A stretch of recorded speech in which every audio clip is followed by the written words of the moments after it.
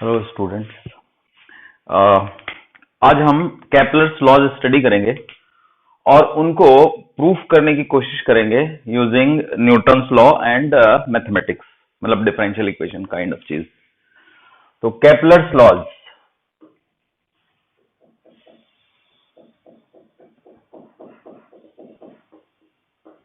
Kepler के तीन laws हैं बच्चों। पहला लॉ है, it is also known as law of orbit. ये लॉ कहता है कि every planet revolves around the sun in elliptical orbit. Every planet revolves around the sun in elliptical orbit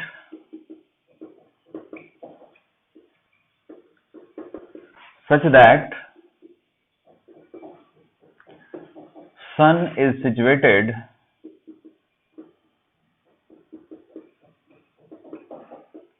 at one of its focal point।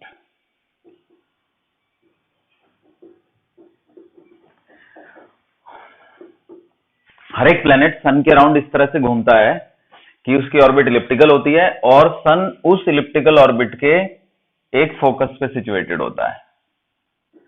यानी मान लो ये elliptical orbit है, यहां पे सन सिचुएटेड है, तो ये एक लोकेशन हुई P और ये एक लोकेशन हुई A। तो P stand for perigee, perihelion position sun के केस में, और A स्टैंड फॉर अपोजी। तो ये डिस्टेंस जो है वो RA हो गई। सो RA is the maximum distance and RP is the minimum distance. ठीक है, तो अगर यहां पे सेंटर ले लें हम इस ऑर्बिट का, तो सेंटर से A की डिस्टेंस A हो गई और ये भी A हो गई, और A और A को कंबाइन करेंगे तो 2A को मेजर एक्सिस बोलेंगे। तो सन की जो लोकेशन है फोकस की वो A से थोड़ी छोटी है, तो let me call it AE। तो जो RP है उसकी वैल्यू हो जाती है A इंटू 1 माइनस E, और जो RA है उसकी वैल्यू हो जाती है AE प्लस A, तो that is A into 1 plus E। तो ये कहानी बताई है इसने। अब आता है second law.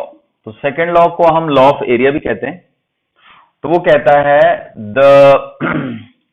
The line joining planet to sun sweeps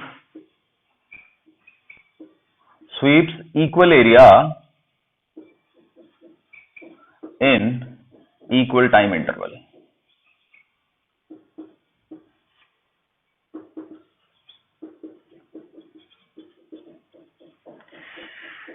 यानी कि मैं दूसरा कलर यूज करके बताता हूं। देखिए, सपोज करो कि प्लेनेट को यहां से P1 से P2 तक जाने में टाइम लगा डेल्टा T1, तो उसने इतना एरिया स्वीप किया, और P3 से P4 तक जाने में टाइम लगा डेल्टा T2। तो लॉ ये कहता है कि अगर डेल्टा T1 डेल्टा T2 के इक्वल होगा, तो इसका मतलब डेल्टा A1 भी डेल्टा A2 के इक्वल होगा। Delta A1 means this area, area of SP1P3। Delta A1 is area SP1P2 and delta A2 is area SP3P4। ये है खेल। So in other words you can say delta A1 by delta T1 is equal to delta A2 by delta T2, या फिर in other words I can say delta A by delta T is a constant। अब अगर मैं इसमें limit डाल दूं, limit delta T tending to 0, so this gives me dA by dt is a constant। The rate at which area is being swept is a constant। तो ये हमारा second law हो गया। अब थर्ड लॉ देखिए, तो आरपी है maximum minimum distance, तो minimum distance plus maximum distance divided by 2। तो अगर मैं इन दोनों को जोड़ूंगा तो ई कैंसिल हो जाएगा, तो आएगा ए। तो इसको हम बोलते हैं average distance.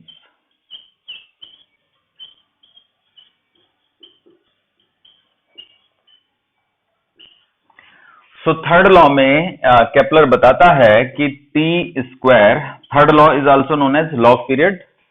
So it says T square is proportional to cube of average distance.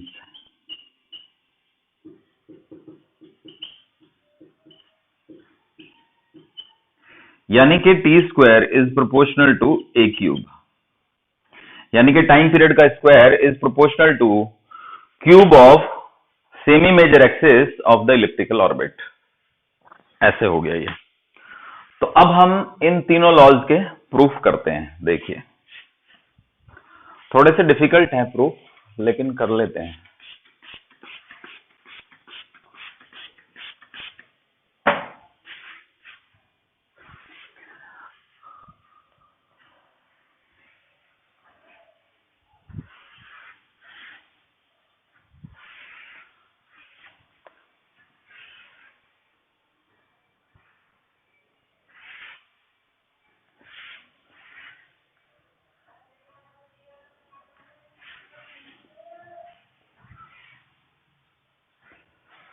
देखिए सपोज करें कि ये कोई ऑर्बिट है और हम फिलहाल ये अज्यूम कर रहे हैं कि सन और एक प्लेनेट, सन के पास सिर्फ एक प्लेनेट है। तो ये सन है यहां पर सिचुएटेड, ये वही पेरिजी, ये हो गया position vector of planet. Planet का मास m है, कैपिटल M जो है वो सन का मास है, और ये यहां से हम इनको ऑब्जर्व कर रहे हैं। सपोज ये ओरिजिन है हमारा, तो ये एक पोजीशन वेक्टर हो गया r1 और ये पोजीशन वेक्टर हो गया r2। इस वेक्टर को हम r ले रहे हैं और इस एंगल को हम थीटा ले रहे हैं। ठीक है, तो देखा जाए तो r is the length of the line joining planet to sun, यानी वही डिस्टेंस है प्लेनेट और सन के बीच की। तो अब देखिए कैसे करेंगे। तो सबसे पहले हम एक रूल लगाएंगे कि r1 vector plus r vector is equal to r2 vector, यानी कि r vector is equal to r2 vector minus r1 vector. ये आ गया हमारे पास। अब हम लगाएंगे Newton second law for sun. तो न्यूटन का second law for sun, mass of the sun into d2 r1 by dt square. So this is acceleration. Acceleration of the sun is actually g capital M small m over r square into r cap. This is the force experienced by sun. तो sun पे जो force लगेगा वो r cap के along लगेगा। So this is the Newton second law for sun. फिर planet के लिए m into d square r2 by dt square is equal to g capital M small m by r square into minus are cap. वही third law के according जो planet पे force लगेगा वो सन पे लगने वाले फोर्स के इक्वल एंड अपोजिट होगा। तो अब यहाँ पे R2 माइनस R1 है, तो हम भी इस इक्वेशन में से ये इक्वेशन माइनस कर देते हैं, बट बिफोर दैट हम स्मॉल m से स्मॉल m काट देते हैं और कैपिटल M से कैपिटल M। तो ये आ जाएगा हमारे पास d square R2 minus R1 by dt square is equal to, यहाँ पे कॉमन आएगा g capital M plus small m by are square into are cap with minus sign. क्योंकि हमने इसमें से ये माइनस किया तो ये नेगेटिव है, ये पॉजिटिव है, तो नेगेटिव, दोनों नेगेटिव हो जाएंगे। So the equation we got is, यहां पे लिख देता हूं मैं, डी स्क्वायर आर बाई, यहां पे लिखते हैं,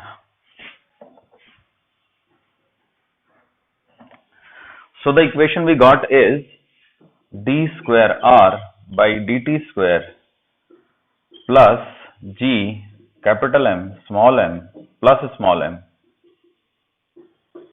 by r square into r cap is equal to 0। अब इस इक्वेशन को सॉल्व करेंगे तो एक इलिप्स की इक्वेशन आनी चाहिए, तो फिर हमें पता चल जाएगा कि जो ऑर्बिट है वो इलिप्टिकल ऑर्बिट है। तो अब इसमें हम नोटिस करेंगे कि सन के जो फोर्स लगेगा ग्रेविटी का, वो लगेगा सन की ओर। तो सन की ओर अगर फोर्स लगेगा तो सन के फ्रेम में जो टॉर्क है वो 0 होगा।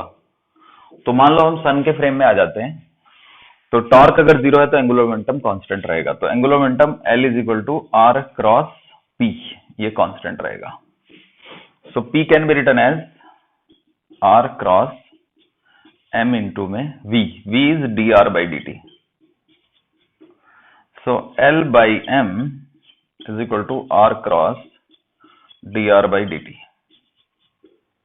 अब L बाई एम हमें बार बार यूज होगा, तो हम इसको एक नई क्वांटिटी यूज कर लेते हैं H vector is L by m. So r cross D R by D T, ये H वेक्टर आ गया। H vector basically angular momentum ही है, बट पर यूनिट मास है, it is angular momentum per unit mass. तो आगे बढ़ते हैं, देखिए अब आमतौर से हम R वेक्टर को ऐसे लिख लेते हैं, cos थीटा R इंटू में cos थीटा आई कैप प्लस साइन थीटा जे कैप, ऐसे लिख लेते हैं इसको।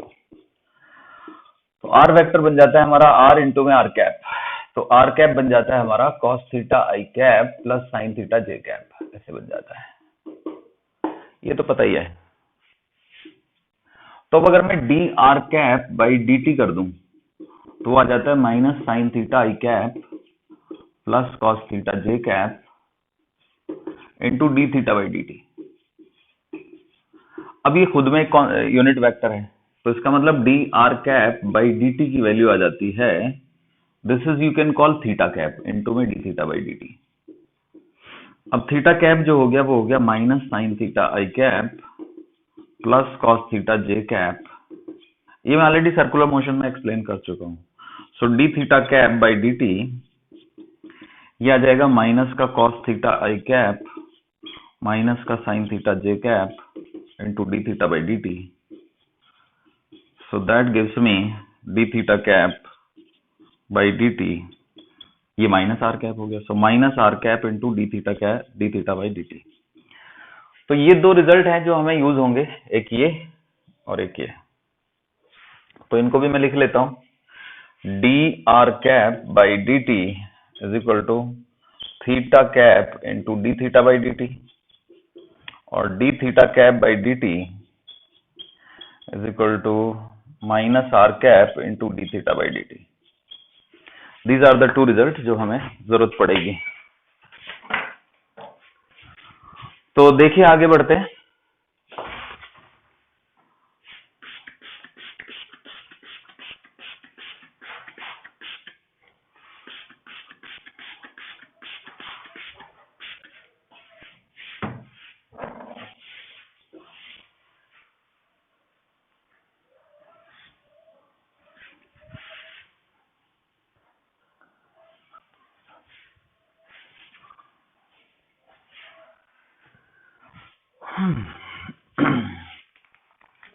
तो जैसे कि मैं बता रहा था कि H is equal to are cross D R by D t and R is equal to are into are cap. तो d are by D t निकालते हैं, तो d are by D t will be equal to r as it is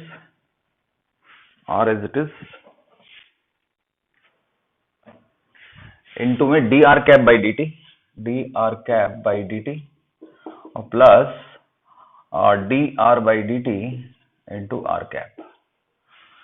तो d r cap by D T यहां से निकल जाएगा, theta cap into D theta by D T.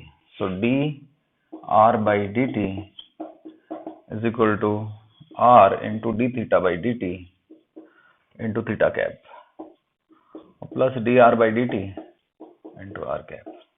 अब जब हम H निकालेंगे तो H से निकालेंगे तो R से इसका क्रॉस प्रोडक्ट लेंगे, तो H की वैल्यू आएगी R cross product R into में d theta by D T into theta cap और plus D R by D T into are cap. अब देखिए R क्रॉस आर कैप तो 0 हो जाएगा, जबकि R क्रॉस थीटा कैप को हम थोड़ा बदल के लिख लेंगे, H vector is equal to R square into D theta by D t into में r cap cross theta cap, ये हो गया। अब आर कैप जो एक वेक्टर है ना, वो इस तरफ है, इस तरफ, दिस इज आर कैप, और थीटा कैप इस तरफ है। तो R cap cross theta cap एक वेक्टर आएगा जो कि इस पूरे प्लेन के परपेंडिकुलर होगा। यानी कि ये पता चल जाएगा कि R cap cross theta cap एक वेक्टर है जो कि आर और थीटा दोनों के ही परपेंडिकुलर है। पहले हम उंगली आर की तरफ करेंगे, फिर थीटा की तरफ, तो ऊपर की तरफ आ गया। तो जाहिर सी बात है कि इसका एंगुलर मोमेंटम तो इसी तरफ आना था ना बच्चों। तो बेसिकली ये हमें एच कैप या एल कैप दे देगा। तो H vector is equal to are square into D theta by D T into H cap. H cap मतलब एच की डायरेक्शन। तो अगर हमें सिर्फ मैग्नीट्यूड चाहिए एच का, तो वो आ गया आर स्क्वायर इंटू में d theta by D T, ये आ गया। तो ये हमें बहुत हेल्प करेगी टर्म, ये आपको याद रखना है। तो अभी क्योंकि जो हमारी ये इक्वेशन है इसमें d square r by D t square है, तो d are by D T तो निकाल चुके हैं हमें तो d square r by D t square चाहिए। तो देखिए d are by D t है आपका आर इंटू में d theta by D t theta cap plus D R by D T into are cap. तो इसको एक बार और डिफरेंशिएट करना पड़ेगा, तो कर देते हैं। तो देखो d are by D T is equal to, पहले आर को कर दो, d are by D T into D theta by D T into theta cap. मतलब ये तीन का प्रोडक्ट है, तो एक एक बारी करेंगे, पहले आर को, फिर थीटा को, फिर थीटा कैप को। तो प्लस आर इंटू में d two theta by D t square into theta cap, और फिर लास्ट में आर इंटू में d theta by D T into में d theta cap by D t. और फिर इसको भी करेंगे, प्रोडक्ट रूल तो उस पर भी लगेगा। तो d square r by D t square r cap और plus D R by D T into d r cap by D T. अब एक बार और लिखता हूं मैं, ये d square r by D t square है, सेकेंड डेरिवेटिव कर दिया ना मैंने इसका। So d square r by D t square is equal to, अब देखो d r cap by D t में थीटा आएगा, D r cap by D t में थीटा आएगा, थीटा इंटू में d theta by D T. तो ये वाली टर्म थीटा की रहेगी, ये भी थीटा की रहेगी। तो थीटा की तीन टर्म हो जाएंगी, एक, दो और ये तीन। अच्छा, जब मैं इसको लिखूंगा तो वही d are by D T, ये आर वेक्टर है एक्चुअली, नहीं वेक्टर कहाँ है, वेक्टर नहीं है। तो ये दोनों टर्म सेम आएंगी एक्चुअली। देखो theta cap into D theta by D t, क्योंकि d r cap by D T तो theta cap into D theta by D t है ना। तो बस ये हो गया twice of d are by D T into D theta by D T into theta cap plus theta cap को common ले लेते हैं, प्लस आर इंटू में d two theta by D t square into theta cap. फिर ये term देखिए, इसमें d theta by D t है, तो d theta cap by D t की वैल्यू ये पड़ी हुई है, तो इसमें भी d theta by D t आएगा और आर कैप आएगा विद माइनस साइन, और एक आर कैप यहाँ पे है। तो ये आएगा प्लस का d square r by D t square minus r into में d square theta d theta by D t का होल स्क्वायर ब्रैकेट बड़ा आर कैप, ये आ जाएगा। ठीक है, ये वाली वैल्यू अब हम इस इक्वेशन में पुट करेंगे। हालांकि थीटा कैप की टर्म ही नहीं है उसमें, तो उस इक्वेशन से हमें ये साफ पता चलता है कि दिस वैल्यू शुड बी 0। ठीक है, क्योंकि उसमें तो थीटा कैप की टर्म ही नहीं है। तो खैर चलो पूरा ही पुट कर देते हैं हम। देखिए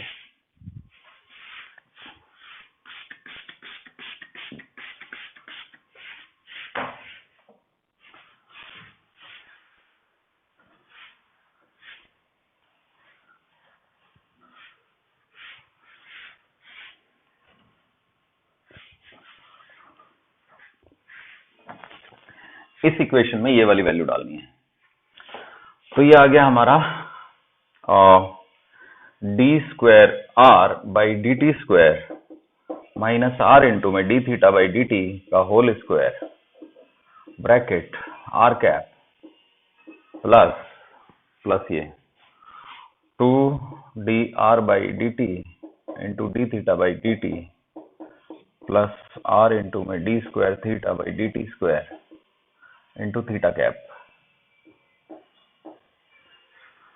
और प्लस वो plus ji capital M plus small m by are square into are cap is equal to 0। अब ये पूरा वेक्टर 0 है, तो कोई भी वेक्टर 0 तभी होता है जब उसमें आर का कोफिशिएंट भी 0 हो और थीटा का कोफिशिएंट भी 0 हो, यानी ये भी 0 होना चाहिए, और आर का जो कोफिशिएंट है, जो आर का कोफिशिएंट आएगा वो आएगा d square r by D t square minus r into में d theta by D t का होल स्क्वायर और plus ji capital M plus small m by are square, that should be 0। इसके अलावा ये भी 0 होना चाहिए, 2 इंटू में d are by d theta d T into D theta by D t plus r into में d square theta by D t square is equal to 0। तो ये जो इक्वेशन है ये रिलेटेड है कोरियोलिस फोर्स से, तो इसका भी हम कोई यूज नहीं करेंगे, so let us ignore it.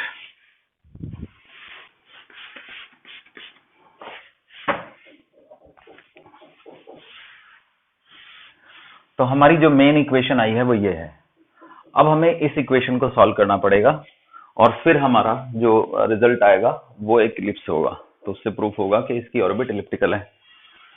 तो अभी देखिए हमने क्या प्रूव किया था, h is equal to are square into में d theta by D T.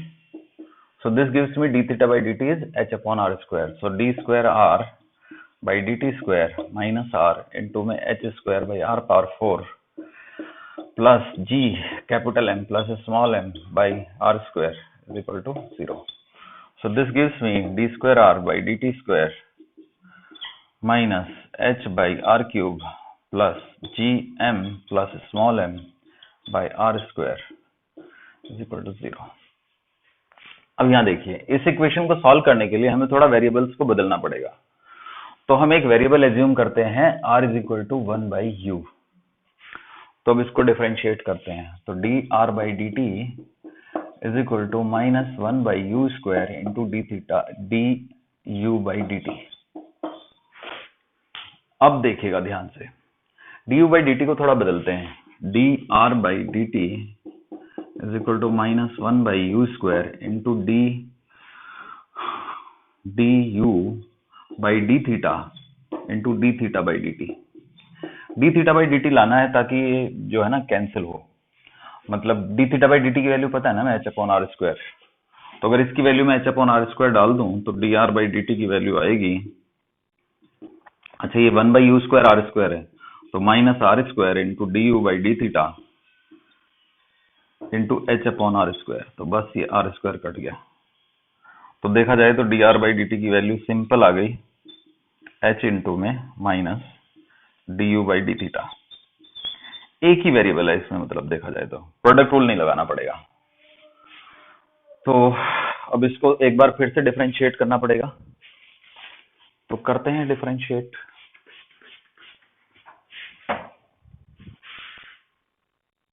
ये भी कर लेते हैं,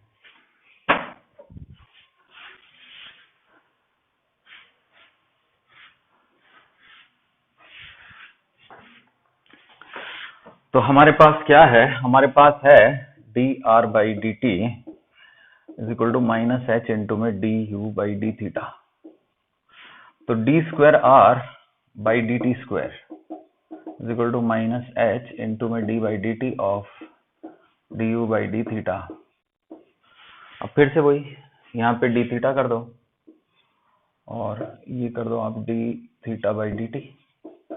सो this is d square r by dt square is equal to minus h into d2u by d theta square into d theta by dt, जो कि h upon r square हो जाएगा, तो h upon r square। So finally हमें क्या मिला, finally हमें मिला, अच्छा 1 upon r square u square है, तो d square r by dt square is equal to minus h square u square into d2u by d theta square। ये मिल गया हमको। अब ये सारी वैल्यूज इस इक्वेशन में डालनी होंगी हमें, तो देखिए डालते हैं, बस ये हो ही गया है, अब टेंशन की बात नहीं रही, जो मेन मसला था वो हो गया।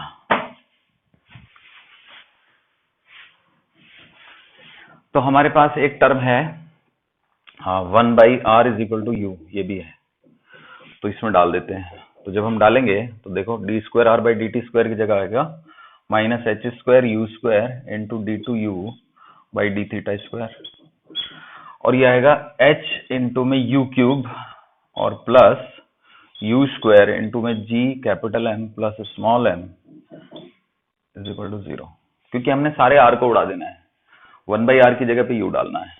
तो देखो यू स्क्वायर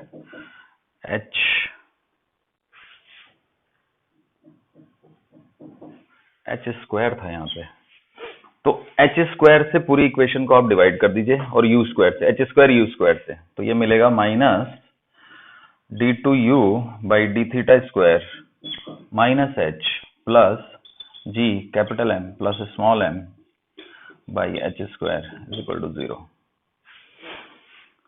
तो जो हमारी डिफरेंशियल इक्वेशन बन के आई है वो मैं यहाँ पे लिख रहा हूँ, सिंप्लीफाइड डिफरेंशियल इक्वेशन, वो है D square u by D t theta square plus you, H तो गया, यू बचेगा यहाँ पे, यू क्यूब था ना, यू बचेगा, plus u is equal to ji capital M plus small m by h square. So this is the equation we got. अब इस इक्वेशन का हमें सॉल्यूशन ढूंढना है। अब ये जो टर्म है ना, ये कांस्टेंट है, इसको k मान लेते हैं, तो d square u by d theta square plus u is equal to k एक कांस्टेंट है। तो देखा जाए तो ये एसएचएम की इक्वेशन हो गई, बस एसएचएम की इक्वेशन में यहाँ पे 0 होता था, तो यहाँ पे कांस्टेंट है k, तो एसएचएम का जो सॉल्यूशन आता था वो u is equal to a sine omega t या कॉस ओमेगा टी, कुछ ऐसे आता था, कॉस थीटा प्लस फाई आता था, फाई को छोड़ो, कॉस थीटा। अब यहाँ पे k है तो k और आ जाएगा, मतलब सेकंड ऑर्डर डिफरेंशियल इक्वेशन है तो 2 कांस्टेंट तो आने ही है, तो मैंने दूसरा कांस्टेंट हटा दिया, मतलब थीटा प्लस फाई ले सकता था मैं, k जो है वो इसलिए आया है। अगर मैं इसको 2 बार डिफरेंशिएट करूं तो देखिए क्या आएगा, तो d u by d theta is equal to minus a sine theta, और d square u by d theta square is equal to minus a cos theta. अब ए कॉस थीटा की value, minus a cos theta की value, minus a cos theta की value आएगी k minus u, so d square u by d theta square is equal to minus a cos theta is के minus u. तो वही differential equation बन गई ना, d square u by d theta square plus u is equal to k, तो ये बन गई इक्वेशन। तो मतलब इसका सॉल्यूशन ये है इक्वेशन का। तो अब हमें पता चल गया कि जो हमारा सॉल्यूशन है वो है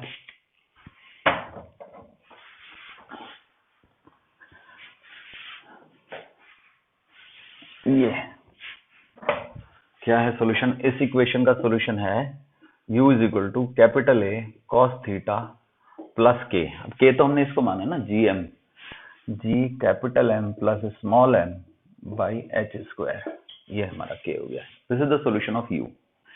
अब एक काम करते हैं, इसको ऐसे लिख लेते हैं, g capital M small m plus small m by h square bracket, तो ये हो गया a by a into h square by g into में capital M plus small m into cos theta plus 1। तो इसको हम ऐसे लिख लेते हैं, u is equal to ji capital M plus small m by h square, इसको e लिख लेते हैं, e cos theta plus 1, e एक नंबर है, कोई भी कांस्टेंट। तो देखा जाए तो हमारा u आ गया। अब u तो चाहिए नहीं हमें तो r चाहिए, तो r निकालते हैं। तो देखो बच्चों, अब ये मैं हटा देता हूं सारा,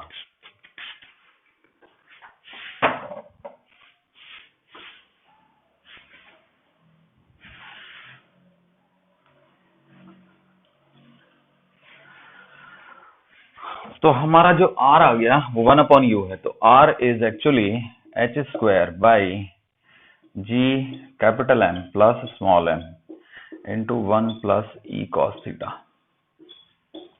ये आ गया r। अब जब हमारा पार्टिकल पेरिजी पे होगा, प्लेनेट, मान लो प्लेनेट यहाँ पे है, तो ये जो डिस्टेंस है ये a इंटू में 1 माइनस ई होता है, 1 माइनस ई पेरिजी पे, और थीटा 0 होता है। तो when theta is 0, r is equal to a into 1 minus e. Put करते हैं, a into 1 minus e is equal to h square by ji capital M plus small m into 1 plus e. ये आ गया, क्योंकि जब आप cos theta को 0 डालेंगे तो 3 आ जाएगा। तो अब यहां से हमारे पास एच स्क्वायर की वैल्यू आती है g capital M plus small m into a into 1 minus e square. ये आती है वैल्यू, यानी h की वैल्यू आ जाती है root under g capital M plus small m into a into 1 minus e square. अब याद रखो h तो angular momentum per unit length था, तो एंगुलर मोमेंटम की वैल्यू आ जाती है small m root under g capital M plus small m into a into 1 minus e square. तो ये हमारा एंगुलर मोमेंटम आ गया प्लैनेट का सन के फ्रेम में। ठीक है, तो अब आगे बढ़ते हैं। अब इस एच स्क्वायर की वैल्यू को अगर हम वापस इसमें पुट कर दें,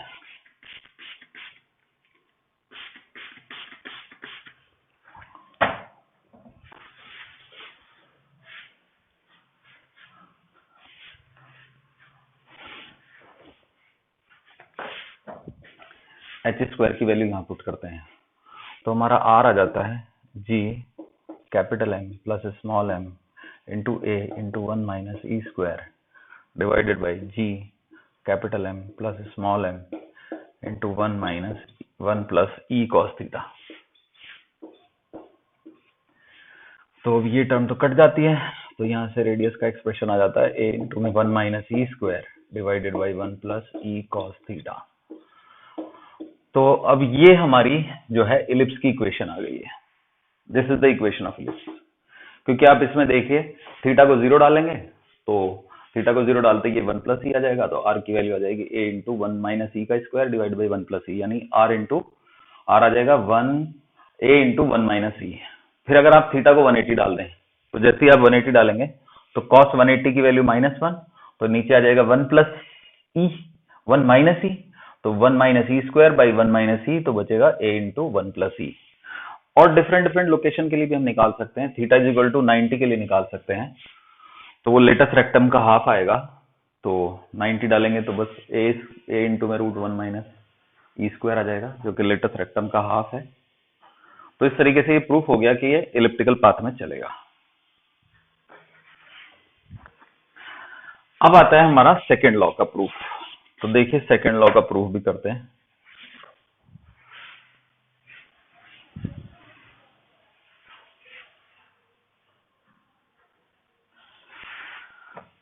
तो सेकेंड लॉ के प्रूफ के लिए हम ये एज्यूम करते हैं कि प्लैनेट यहां से यहां पहुंचा और इसने ये एंगल डी थीटा टर्न किया। तो अगर डी थीटा टर्न करेगा तो जो डी ए है वो हो जाएगा हमारा आर इंटू में आर्क, हाफ भी लगेगा, हाफ इंटू में आर इंटू में आर्क। आर्क को हम आर इंटू डी थीटा लिख सकते हैं। ये हमारा रूल होता है आर इंटू डी थीटा, या फिर हम एक काम कर सकते हैं, आर इंटू डी थीटा नहीं लिखते, सिंपल डी आर लिख देते हैं, वेक्टर फॉर्म ले लेते हैं, d A vector is equal to are cross D r vector. क्योंकि ये वाला जो वेक्टर है, पहले जो पोजीशन वेक्टर था वो आर था, अब जो नया पोजीशन वेक्टर है ये वाला, ये है r plus D r, r plus D r. तो ये वाला जो वेक्टर हुआ वो डी आर वैक्टर हुआ, simply r plus D r. तो आर और डी आर का क्रॉस प्रोडक्ट ले लेंगे तो हमारा एरिया आ जाएगा। या तो आप ऐसे समझ लीजिए कि जो एरिया है उसका फॉर्मूला है, तो मिटा ही देते हैं, किसी भी ट्राइंगल के एरिया का फॉर्मूला होता है, देखो मैं जरा ध्यान से बना देता हूं ऐसे। मान लो कि पहले जो वेक्टर था वो आर वेक्टर था, अब जो वेक्टर बना वो बना आर प्लस डी आर। तो ये हुआ area swept, this is the area swept. ये तो area swept DA is equal to R1/2 into R cross R plus DR। अब R क्रॉस R तो 0 है, तो यही तो बचेगा। तो कुल मिला के 2DA is equal to R cross DR। अब इसको दोनों तरफ डिवाइड कर देते हैं dt से, डिवाइड बाई dt। तो ये क्या हो गया, ये वही h हो गया। तो 2 इंटू में DA by dt is equal to h। तो अब h तो एक कांस्टेंट था ना, तो h was a constant, so it means DA by dt is a constant. As h is a constant, as या h/2 ज्यादा बेटर होगा, 1/2, सो h/2। as h is a constant, so dA by dt is a constant। तो ये हमारा second law का proof आ गया। अब हम बात करेंगे थर्ड लॉ की। तो थर्ड लॉ देखिए, थर्ड लॉ का प्रूफ भी बहुत आसान है, देखिएगा।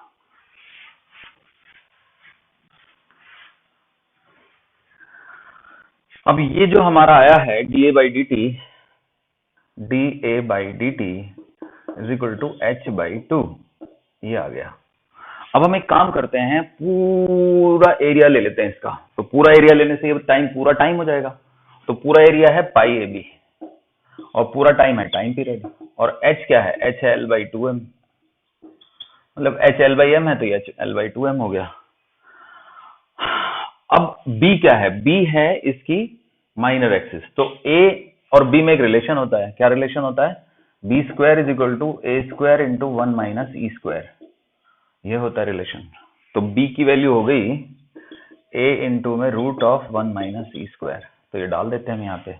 तो पाई A इंटू में 1 माइनस E² का root divided by T is equal to L/2m या फिर h/2m, जो भी है, 1/h/2। सो 1/2m, L की वैल्यू थी m root G capital M plus small m into A into 1 minus E²। So 1 minus E² का root यहाँ पे है, 1 माइनस E² का रूट यहाँ पे है, तो ये कट जाएगा। तो जब कट जाएगा तो बचेगा क्या,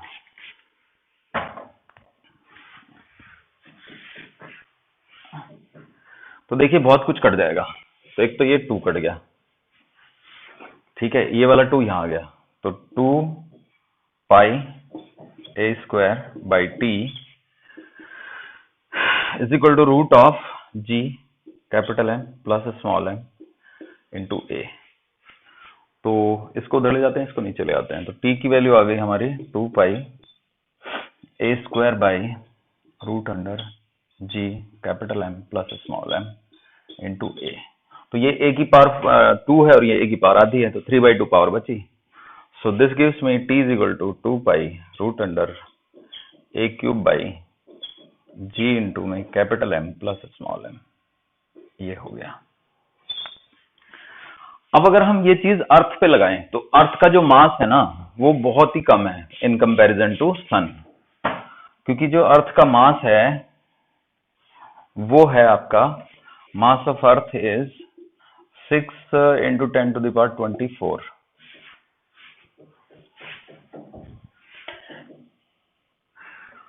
मास of earth is 6 into 10 to the power 24 and mass of sun is 2 into 10 to the power 30। तो ये 30 इतनी बड़ी पावर है कि जब मैं capital M plus small m calculate करूंगा तो वो nearly equal to capital M ही आएगा।